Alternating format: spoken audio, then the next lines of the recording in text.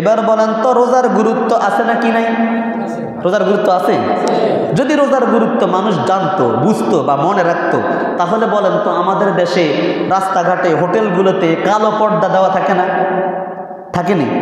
ভিতরে খায়নি? মানুষ রোজা রাখে না এমন মানুষ পরানপুরে আসেনি? রোজা রাখে না, সুস্থ মানুষ রোজা রাখে না এমন মানুষ পরানপুরে আসেনি? মনে হয় নাই পরানপুরে নাই? আছে, আছে না? এই রোজার গুরুত্ব কেমন শুনেন। আল্লাহ রাব্বুল আলামিন আপনাদেরকে সৃষ্টি করেছেন, আমাদেরকে সৃষ্টি করেছেন একমাত্র আল্লাহর বিধান পালন করার জন্য। আল্লাহ রাব্বুল আলামিন সূরাতুজ জারিয়াতের মধ্যে যেই ঘোষণা দিয়েছেন, এই ঘোষণা আপনাদেরকে বহুবার শুনিয়েছি। আল্লাহ তাআলা বলেন, ওয়ামা খালাকাতুল জিন্না ওয়াল ইনসা ইল্লা লিয়াবুদুন। আমি মানুষ এবং জিন জাতিকে সৃষ্টি করেছি কেবলমাত্র একমাত্র আমি আল্লাহর ইবাদত করার জন্য। সুবহানাল্লাহ। সেই আল্লাহ রাব্বুল আলামিন বিধান দিলেন, বান্দা শোনো। সূরাতুল বাকারার 183 নম্বর আয়াতে রব্বুল আলামিন বলেন, ইয়া আইয়ুহাল্লাযীনা আমানু কুতিবা আলাইকুমুস সিয়ামু কামা কুতিবা আলাল্লাযীনা মিন ক্বাবলিকুম লাআল্লাকুম তাত্তাকুন। জোরে বলুন আল্লাহু আকবার।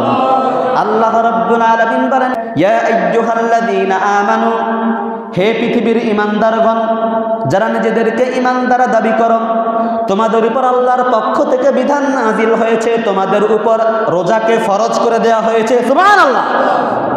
তোমাদের উপর রোজাকে ফরজ করা হয়েছে, বিধানটা কার? আল্লাহ। ইয়া আইয়ুহাল্লাযীনা আমানু, হে পৃথিবীর ঈমানদারগণ, কুতিবা আলাইকুমুস সিয়াম, তোমাদের উপর রোজাকে ফরজ করা হয়েছে। শুধুমাত্র তোমাদের উপর ফরজ করা হয় নাই, কামা কুতিবা আলাল্লাযীনা মিন ক্বাবলিকুম, তোমাদের পূর্ববর্তী জাতির লোকদের উপরেও বিভিন্নভাবে রোজা ফরজ করা হয়েছিল। এই রোজা ফরজ করার উদ্দেশ্য শুধুমাত্র একটাই, যাতে করে এই রোজা পালন করার মাধ্যমে তোমরা আল্লাহ তাআলাকে ভয় করে জীবন যাপন করতে পারো। সুবহানাল্লাহ। তাহলে রোজা আমাদের জন্য ফরজ করেছেন কে? আল্লাহ। যদি আপনি আল্লাহর বিধান মানতে চান, আমরা কি সবাই আল্লাহকে বিশ্বাস করি? বিশ্বাস করেন? যদি বিশ্বাস করেন তাহলে রোজা পালন করতে হবে। বিধান দিতে কে? আল্লাহ। যখন এই আয়াত নাজিল হলো তখনও কিছুটা সুযোগ ছিল, কোনো মানুষ চাইলে রোজা পালন করত, কিছু মানুষ চাইলে রোজা পালন করত না। এবার আল্লাহ রাব্বুল আলামিন আরেকটু কঠিন বিধান দিয়ে দিলেন। সূরাতুল বাকারার 185 নম্বর আয়াতে রব্বুল আলামিন বলেন, ফামান শাহিদা মিনকুমুশ শাহরা ফালইয়াসুমহু ওয়া মান কানা মারিদান আও আলা সাফারিন ফাইদ্দাতুম মিন আইয়ামিন উখর। যেই সমস্ত লোকেরা সুস্থ অবস্থায় রমজান মাস পেয়ে যাবে, যেই সমস্ত লোকেরা সুস্থ অবস্থায় রমজান মাস পেয়ে যাবে, সেই ব্যক্তি যেন অবশ্যই রোজা পালন করে। সুবহানাল্লাহ। এখন আর কোনো ফাঁকফোকর নাই। যে সমস্ত লোকেরা সুস্থ অবস্থায় রমজান মাস পাবে তাদেরকে অবশ্যই রোজা পালন করতে হবে। বিধান দিছে কে? আল্লাহ। হাদিস থেকে শুনাই, ইসলাম নামক যে বিল্ডিংটা দাঁড়িয়ে আছে, কয়টা জিনিসের উপর দাঁড়িয়ে আছে? কয়টা জিনিস? 5টা জিনিসের উপর ইসলাম প্রতিষ্ঠিত না? আপনারা সবাই জানেন ইসলামের ভিত্তি কয়টি? 5টি।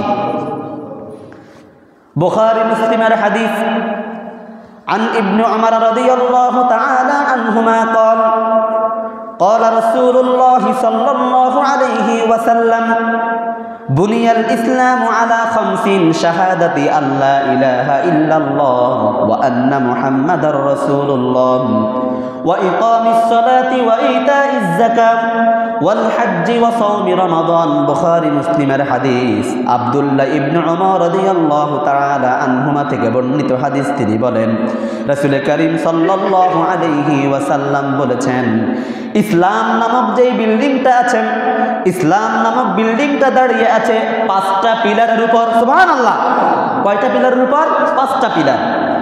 তার মধ্যে 1 নাম্বার হলো আল্লাহ রাসূলকে সাক্ষ্য দেওয়া, 2 নাম্বার হলো প্রাপ্তবয়স্ক হলে নামাজ আদায় করা, 3 নাম্বার হলো যাকাত ফরজ হলে যাকাত আদায় করা, 4 নাম্বার হলো রমজান মাসের রোজা পালন করা, 5 নাম্বার সামর্থ্যবান হলে অবশ্যই হজ পালন করতে যাওয়া। সুবহানাল্লাহ। এই মূল 5টা বিধানের মধ্যে একটা বিধান কি? রোজা। সুতরাং যদি আপনি রমজান মাস পেয়ে যান, আপনাকে অবশ্যই রোজা পালন করতে হবে। রোজার গুরুত্ব আল্লাহ দিয়েছে, রাসূল দিয়েছে, এদের চাইতে শ্রেষ্ঠ কোনো কথা আর হতে পারে? আল্লাহর কথার চাইতে শ্রেষ্ঠ কথা আছে? কুরআনুল কারীমে রব্বুল আলামিন বলেন, আল্লাহু নাযালা আহসানাল হাদিসি কিতাবাম মুতাশাবিহা। আমি আল্লাহ রব্বুল আলামিন তোমাদের জন্য যেই কিতাব নাজিল করেছি, এর চাইতে শ্রেষ্ঠ কোনো কথা দুনিয়াতে আর একটাও হতে পারে না। সুবহানাল্লাহ। কোরআনের কথা দাম আছে নাকি নাই? কিন্তু আমাদের দেশে সমাজে হয়তো দাম নাই। যদি দাম থাকতো বলেন তো সমাজের মধ্যে বেরোজগারি মানুষ খুঁজে পাওয়া যাইত? আপনাদের পরানপুরে মনে হয় রোজাদার, সব রোজাদার না, কেউ রোজা রাখে না এমন নাই মনে হয়। তাহলে আল্লাহ গুরুত্ব দিলেন, রাসূল কারীম সাল্লাল্লাহু আলাইহি ওয়াসাল্লাম রোজা রাখার ব্যাপারে গুরুত্ব দিলেন। বলেন তো এবার তাহলে আমাদের রোজা পালন করার দরকার আছে নাকি নাই? রাখবেন তো ইনশাআল্লাহ। আল্লাহ তাআলা আমাদেরকে তৌফিক দান করে, বলেন আমিন।